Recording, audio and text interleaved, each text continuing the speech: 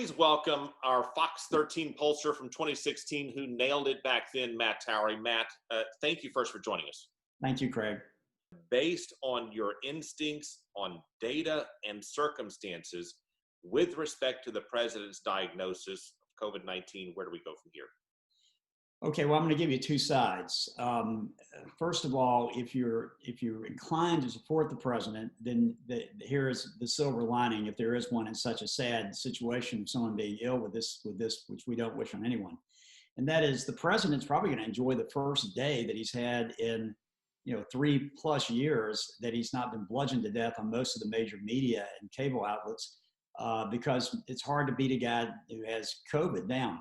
And perhaps the president will let the vice president and others talk about his accomplishments. It might take a little bit of the sting from the debate, which I think everyone felt like was a brawl and a bit too much, out of things, and it might actually recalibrate the president's campaign. If you're a Biden supporter or inclined to support Biden, what you say is this: it's never good to be a candidate who's bedridden in the last 30 days for president. And if you really want to be harsh, probably Biden's side might say, well, this is what you get when you hold rallies with people who don't wear masks, and you're cavalier about this. So there's something on both sides. More than a week ago when we met, you said you couldn't say who would have the inside track and would be most likely to win the race to the White House without getting one debate under our belt. We now have this, but we also have a wild card that none of us anticipated. Can you give us a projection?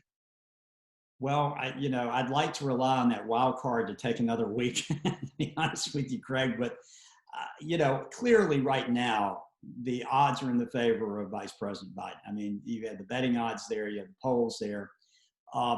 Trump needed a stronger debate to upset the apple cart with the debate. So I don't think that's been the game changer. I don't know about COVID. That really is a changer in the sense that sometimes nature forces something that other people can't. Sometimes absence makes the heart grow fonder, and illness makes people rethink their views. So this could change the dynamic again of this race.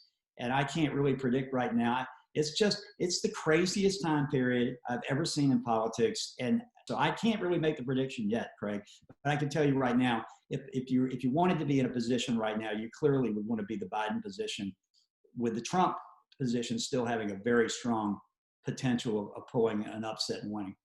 Can you reasonably have debates at this point, rematches, even if they are remote? The president maybe does it in quarantine from the White House? Well, you sure can't have a town hall, I don't think, unless you're completely cleared from COVID. So that's going to be difficult. I don't think that, this might be a great opportunity, because I don't know that the Biden camp was so excited about debating 2 more times after they feel like they did well in the first debate. Certainly exceeded expectations. The president probably will be dying to have a debate no matter what. And so I'm sure he'd like to do a Zoom or telephone or whatever he can get. Who knows?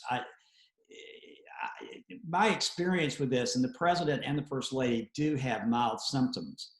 And I'm not a medical expert, but I sure have been talking to a lot of them. And my experience has been, it's really unlikely that you're going to be completely well and over COVID and ready to debate in 2 weeks' time. So I think this next debate is going to be in doubt.